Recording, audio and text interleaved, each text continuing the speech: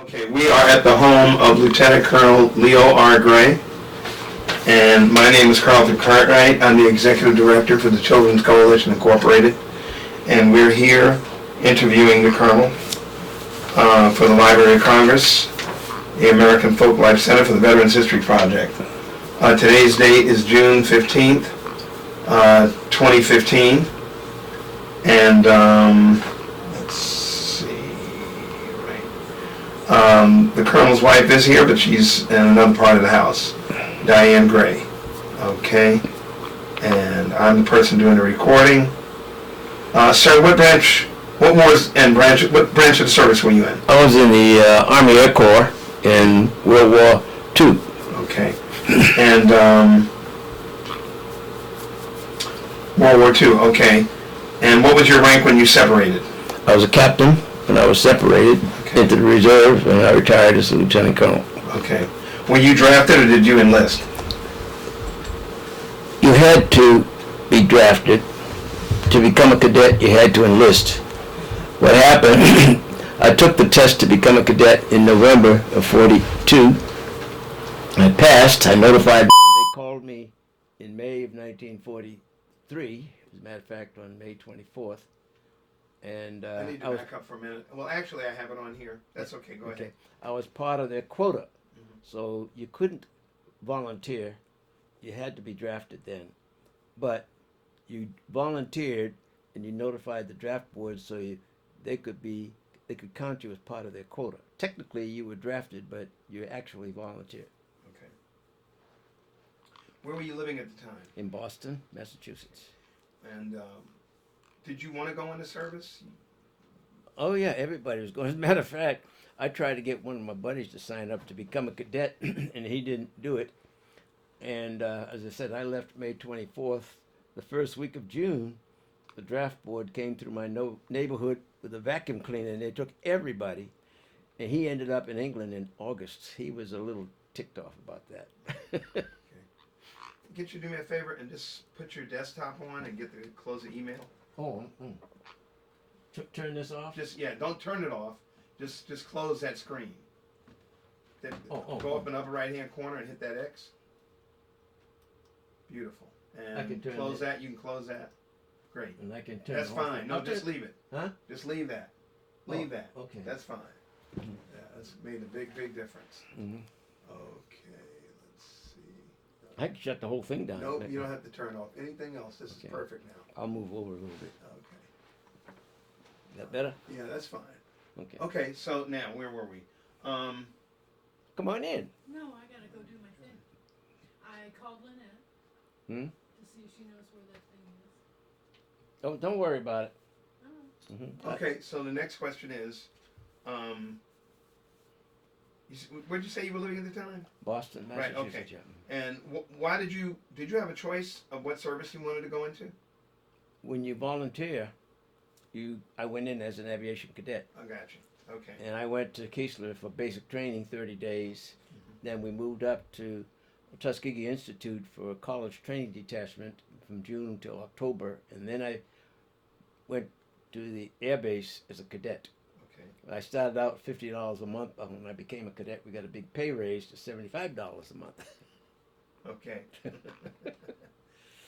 Okay. Well, the next question really is, but you're telling me already. You obviously you recall your first days in service. What did that feel like? And tell me about boot camp training experiences. Well, You remember your instructors? Go ahead, sir. Sorry. I remember we had an instructor. He was an acting corporal, I think it was, yeah. And he used to tell us he'd been a lieutenant in World War I. And every time we'd turn around, he's telling someone to dig a 6x6. Someone wrote, and he'd tell us all to write our name down. One time, a fellow wrote his name down instead, and he turned it in to the captain. The captain says, I said, you want to dig a 6x6?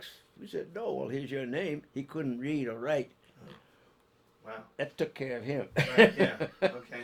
But the only thing I remembered basically about my, in Mississippi in June, it's hot. And all I took was salt tablets. I took my more than my share of salt tablets.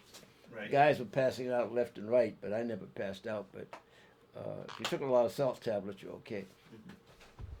But all we did was drill and they used to make us do KP, and then someone said, since we were to become cadets, we didn't have to do KP, so we got special treatment down there in basic training. Okay. But we drilled all month long. It was terrible. Okay. So overall, how did you get through it? You know, the heat. There was no sweat, you know. We all managed to persevere, and it was hot for everybody. Right. But you know, you just do what you got to do. Right. Okay. So you say you served in World War II in the European theater? We were in Italy. Yeah. Italy. Yeah. Okay. Right. I was one of the replacement pilots. As a matter of fact, I was next to the last class of replacement pilots to go overseas. Oh, I right. didn't go with my class. They picked 4 of us to stay back, Uh-huh. and so we had a vacation. But they would only send over 15 at a time. And when we left Hampton Roads March 1st on a Navy transport ship. I don't remember the name of the ship, but there were 15 of us, and there were 15 replacement pilots for a Black Widow night fighter group. We had officers' quarters up in the top part of the ship. Uh-huh. These white pilots had to sleep down in the hold. That's one time it paid to be black. Okay. I got you. Right. Where exactly did you go? Do you remember arriving and what it was like? Well, we arrived in Naples, Uh-huh. and What was your job assignment? and we went to replacement depot in Caserta for 4 days. We arrived in Naples March 10th, and we arrived at Ramitelli, which was the air base for the 332nd Fighter Group, on March 14th. As a matter of fact, on March 12th, the last of the pilots of the 302nd Fighter Group departed Ramitelli en route back to the States because they deactivated the 302nd in February. Okay. And so we got there March 14th, and Ramitelli was in the Foggia Basin area where all the 15th Air Force planes were. Mm-hmm. Okay. Okay. And your job assignment was? I was a pilot. Mm-hmm. My plane was number 2. As a matter of fact, I inherited the aircraft that Major Bill Madison had. He was the squadron operations officer, so he had plane number 2. So my plane was number 2. The squadron commander was number 1. Right. Madison moved up to group headquarters. My first mission was to have been to Berlin, but everybody wanted to go on that mission, and Major Madison wanted to go on the mission, and I was a second lieutenant, so rank had its privileges, so I didn't get to go. Right. But everybody was talking about everybody in the upper echelon wanted to go on that particular mission because it was such a historic mission, and they bumped us newcomers. So some of the guys got to go, but I didn't. Okay. Were there many casualties in your unit? You saw combat, Yes, obviously, right? yes. Were there many casualties in your unit? Yes, we had. All told, 3 out of the. Well, let me tell you, you saw the movie Red Tails. Yes. There were 355 Red Tail pilots. Uh-huh. Now you hear the term Tuskegee Airmen. Right. Now there are close to 16,000 people qualify as documented original Tuskegee Airmen. Okay. That includes all of the support people who were associated with the program. Anyone who was assigned to any organization or support organization to which the pilots who graduated from Tuskegee Airmen were assigned between 1941 and 1949 is considered a documented original Tuskegee Airman. Mm-hmm. Now, of that number, 930 completed the advanced pilot training program. And of that number, 355 were sent overseas. Those are the Red Tail pilots. Now, of the 350 that were sent overseas, 80 were killed overseas, 32 were prisoners of war, and about 30 others headed out on missions but came back on foot. Right. They evaded capture, and either they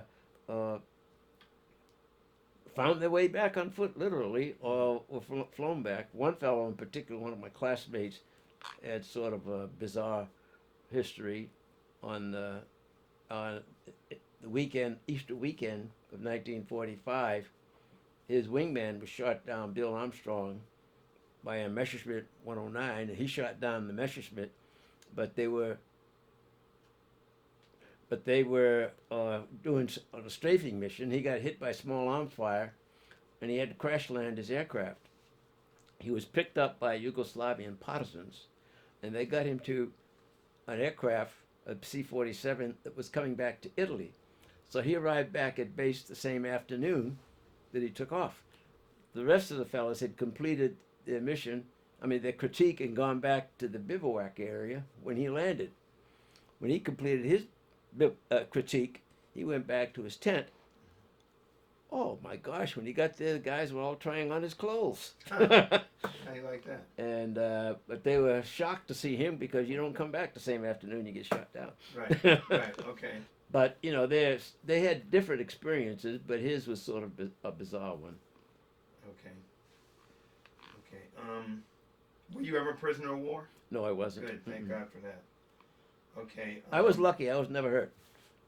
Good, good. I'm glad to hear it. Were you awarded any medals or citations? And what were they for? I received an air medal in a cluster, an oak leaf cluster, and we received the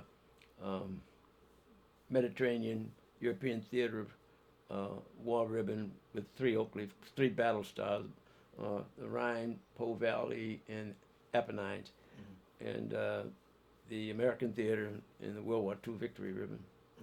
Yeah, we were about 3 weeks shy of getting the Army of Occupation weekend, but we stayed over about 3 weeks longer. We would have been entitled to the Army of Occupation, but we just enjoyed Italy. So. Okay, good. Were you involved in any, I'm sure, battle planning? No, I was too far down the line for that. Okay, Yeah. all right. I just took it for granted being a pilot. You were involved in. No, they just told us where we were going, and we went. And, Okay. But we didn't. We weren't involved in planning for it. At the squadron commander or group level, they did that at the group level, and then when we had our briefings, that's when we found out where we were going. Okay. All right. Okay. So, how did you stay in touch with your family, by the way, while you were gone overseas? Just wrote letters. Mm-hmm. Yeah. Mm-hmm. How was the food? Good. Our squadron, we had the best food in the group. As a matter of fact, when I was going overseas, Right. the food we had on the Navy transport, I think, was probably the best that I had while I was in the military. Really? They fed us real well. Okay. Yeah. Okay. All right. So, did you have all the supplies that you need? Yes. Mm-hmm. How were you affected, or did you feel a lot of pressure or stress? No, we were just normal day-to-day activity. Every time you get ready to go on a mission, when you get the end of the runway and push that throttle, you have sort of an adrenaline rush, Right. because you don't know whether you're coming back or not. But that happens anytime you take off anyhow. Right. But it was more so when you're flying over the Alps, your aircraft could be running smooth. And as soon as you hit over those mountain peaks and everything, psychologically you get the feeling that, is everything okay? Right. Yeah. But I had a great crew chief, uh-huh. and so I had nothing to worry about. What did people do to entertain themselves? Well, we just went to the club, and they joked and played cards and gambled. Some of them gambled. I wasn't a gambler, but Right. we just kind of hung around and talked and did bet what we could. And in Ramatelli, there wasn't any. I went to Foggia once, but there was nothing there that attracted me. But you get to go to rest camp periodically, and then you can have some fun. Right. The people were very friendly over there, and What rest camp? What is that? you go for rest and relaxation. Oh, I was going to say R&R. Did you go and leave? R&R, yeah. You go Yeah. For like 3 days, a weekend, a week, or what? It's send you up for about 3 days. You Oh, go, okay. you go out to Naples. Mm-hmm. We had our own rest camp on Presidio, which was halfway up the mountain, Vesuvius, and then in Rome they had three rest camps, two really. There was a Regina and a Savoia on the corner, and diametrically across the street from the Savoy was the Excelsior. That was the Fifth Army Hotel. Right. And around the corner from the Savoy was an Ambassador. That was for the field grade officers. Well, the guys that were majors and above stayed down there. But the Savoy had a real good band. And just like Duke Ellington and Count Basie. And we had a great time when we went to Rome. Okay. Where else did you get to travel while you were over there? Well, I got to go to Bologna and Milan and Venice. As a matter of fact, I went up to Venice and I couldn't get on the plane. We were coming back. It was full. So I said, well, I'll get the next one. Well, right after that plane took off, the weather closed, and I was stuck in Venice for 3 more days. Wow. Terrible. Terrible. Okay. See, your heart was broken. Oh, and Roscoe Brown came up with a piggyback P-51 and told me to get my butt in here. I was having too much fun. Okay. Oh. All right. Okay, so now, let me see. Well, so were those basically Italy? Yes. Did you travel anywhere else while you were in the service? No. Okay. All right. No, just to Italy. Okay. After World War II, I cut out in 46. As a matter of fact, we came back to the States. Right. We went to Greensboro Replacement Depot. There were 52 of us showed up from first lieutenant to lieutenant colonel. Okay. And we took over Bennett College. I mean, practically. Mm-hmm. When we left, I was talking to one of the phys ed instructors several years later. She said she spent 6 years at Bennett. Right. In no time, in the 6 years that she was there, came close to the 2 weeks that we were there. The president was so glad to see us leave, he got his secretary back. Okay. But we had a great time. And then we went back to Tuskegee, Uh-huh. and I tried to apply for jet school. You had to have at least 300 hours in fighters, which I did, but I didn't have. But I just graduated from high school, and you had to have at least a year of college to Right. qualify for any school that the military offered. Was that on the GI Bill? No, active duty. Okay. On active duty. So you used the GI Bill while you were...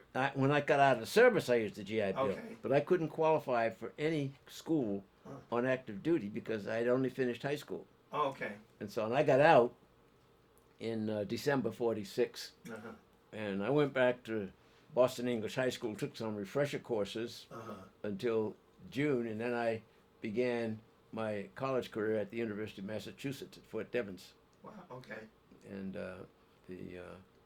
my civilian career began then.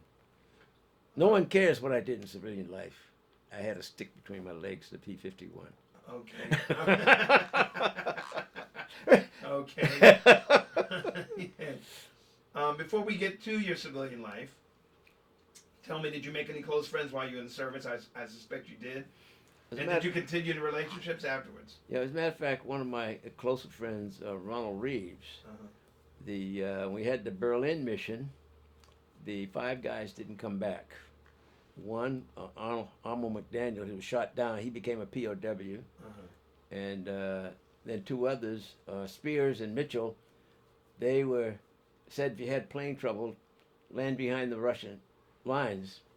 And Spears was having engine trouble, and he crash landed on an open field over which the Germans and Russians were engaged in combat. He was captured by the Germans and liberated 3 days later by the Russians and reunited with Mitchell. Reeves and Robinson were heard calling into the radio tower at Rimini in northern Italy, and they were heard to say, "There's a field, let's go have a look." And no trace was ever found of either plane or either man, as far as I knew. Wow. Last summer, Reeves and I were close. We used to run together a little bit, you know. Right. But last summer, at the Tuskegee Airmen meeting, this, I don't know, is it the Graves group that are looking for bodies and so forth all over? Okay. They found Reeves. He was buried in Rome, and Robinson was brought back He was buried in Arlington Cemetery last October. Oh, okay. I didn't know that was going on until after it all happened. But those are two of my classmates and squadron mates. And if I had known, I'd like to have gone to his interment, but, you know, Right. you didn't know. Gotcha. Okay. Okay, so after the war, when you remember separating, where were you when you separated? Lockburn What state? at Columbus, Ohio. Ah, okay. And I was in the 99th Fighter Squadron at that Okay. time. When I went up to Lockburn originally, they put me in the 617th. And as a matter of fact, Les Williams and I went to do an air show at Wheelings, West Virginia in a B-25. Uh-huh. And he was trying to show me that the B-25 could do almost as much as the P-47. He scared daylights out of me. Okay. You know, Wheeling is down in the middle of a lot of valley, you know, and we were diving down, pulling up, and he did everything but roll at B-25. But then I was assigned to the 99th Flying P-47, so Right. Right. and I got out from there. So, so tell me about what you say. You say you used the GI Bill after the service, Yes. and in what capacity did you use it in? Well, I got my undergraduate in agricultural economics at the University of Massachusetts. Uh-huh. And I got a master's in agricultural economics at the University of Nebraska. Right. And I couldn't find a job initially. They were having a reduction in force in the government, and when I was finding a little bit of racist difficulties getting a job, I had a job lined up with the Agricultural Crop Reporting Service in Boston, Right. and the officer in charge told me to report November 1st. He introduced me to everybody in the office, showed me what my desk would be and everything. Mm-hmm. And a week before, I got a letter from Washington saying I was overqualified for the job. And the division director went up and told him he couldn't hire me because I was black. Right. My classmate from University of Mass was working in the office, and they almost came to fisticuffs in the office over it. He notified the department head, Dr. Lindsay, at UMass. And a week later, I got a letter from him outlining all the jobs they had open, begging me to take one, which I did. Okay. And I started out as a technical assistant in farm management in the Agricultural Extension Service in Massachusetts. Okay. And I did that from January 53 to August 54, when they started hiring in the Department of Agriculture again, and at a meeting of the New England Ag Economics Association, they told me to send my application in, and I began working in Washington in September 54. Okay. And I was doing poultry marketing research, and I did that up until 1970, 1964, yeah, Right. 65 really. Mm-hmm. And I was selected to become the secretary of the Western Agricultural Economics Research Council Wow. and Western Agricultural Experiment Station directors, and I became secretary of the Western Ag Economic Association. Plus, I was an economist with the Economic Research Service, and nobody would own up to being my boss. I had a wonderful time. And I did that for 5 years, and when that finished, I was doing economics of pollution abatement at the Western Agricultural Agricultural Research Lab in Albany, and then they called me to Riverside, California. They were having a Newcastle disease eradication problem, and I went down there as the economist for the task force and developed. They had an injunction against the department from killing the birds, and I had to go down there and solve the problem. They said they weren't getting enough money, so I came up with a supplemental indemnity.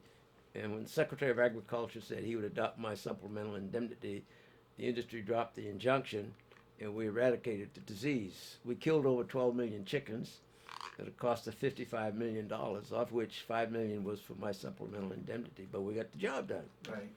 And I left there to go to Africa on a participating agency service agreement with AID in Senegal, Mali, and Mauritania. Uh-huh. Did an economic feasibility study over there. And when I came back, I went back to my job in the department. As a matter of fact, while I was there, I did a study on the dry caustic peeling of peaches, and you had a sort of a rare situation where an economic study. You can measure the cost and effect. What happened? They used to process peaches. They dip them in sodium hydroxide solution and water spray, and all the peel and everything would go off in the effluent, and it had a very high biological oxygen demand in the water going off. So they had to try to clean it up. Right. Well, one of the engineers developed a technique with a little rubber tube with fingers, and it hit the sodium hydroxide solution, but the peaches would go around this little barrel. The rubber fingers would flip the skin off and collect the skin in a trough underneath. Mm-hmm. So we had a 95% reduction in biological oxygen demand. Well, I developed a synthetic model whereby they could measure the impact of this. And I went to the director of the National Cannabis Association when the department told me they would publish my manuscript. And he said, "Oh, great." So he checked around, he came back, he says, 143 plants are going to adopt the process based upon your study. Now, you don't have many economic studies that have that kind of an impact. Right. So I was very proud about that, but I never got any. Congratulations, yeah. I never got any recognition for it, But the engineer, he was really ticked off because I accused him of plagiarism because when I was down at the task force, he made them put one of his engineers as a co-author. And the guy didn't even touch the report. I did the whole thing. I asked him to work with me, but he refused.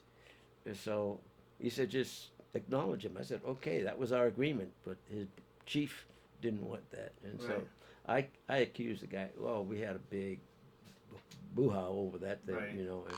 And so I told the Washington, "We'll publish it anonymously." And oh man, all hell was breaking loose, but we managed to get it done. Right. But anyhow, when I went and I came back, the Animal and Plant Health Inspection Service, which did the disease eradication, they had an opening for a director of planning and evaluation, and they asked me to apply for it. Well, I talked to the incumbent, and he said, "Well, this job was, earmarked for a professor from MIT." Right. So no point even bothering to apply. So I didn't. Well, the guys from the task force insisted that I apply it. The day the announcement closed, they came out and picked up my application and carried it back to Washington. Well, to make a long story short, I ended up getting the job. Good. And I did that for a while, and then I went down to Central America to do a study on the Mediterranean fruit fly, which was moving north, and then I had a published report. I predicted it would get here in a year, and it got here in a year, but not from Central America. It came from Hawaii. Right. And interestingly enough, they had this big demonstration of what they were going to do. They had these big truckloads of about 14 million sterile flies they'd imported from Hawaii. Right. To combat the Mediterranean fruit fly. They had the media all out there and showing. Then what happened? When they opened the doors of the trucks and all the flies were dead, they'd used trucks that had been used to haul shell pest strip, and it killed all the flies. Wow. Okay. But anyhow, I was out of the agency by then, and then I was with the Food Safety and Quality Service, and I developed a long-range plan for the agency, and the Congressman Jamie Whitten sent some people down to my office to find out how come my administrator knew more about what was going on in the Agricultural Research Service than did the Agricultural Research Administrator. Right. And he wanted to know what kind of planning I was doing. And so I showed them. And next thing I knew, I was called. They had a interagency regulatory liaison group from all the regulatory agencies. I had to demonstrate to them how I developed my plan. So I didn't get any credit for that either. And so when I had I turned 60, I got tired of working with my people and working and not getting any recognition, so I retired. Gotcha. But in 2008, the Who's Who put out a publication, 101 Top Industry Experts, and they had 4 pages devoted to me in that. Wow. Okay. So I had a pretty good civilian. Congratulations. I had a pretty good civilian career. You what rank were you when you separated from active duty? I was You a became a captain. colonel, I yeah. was a So captain then when I came off active duty. I was a captain, Uh-huh. and I was promoted to major and lieutenant colonel while I was in the reserve. But I never got recalled.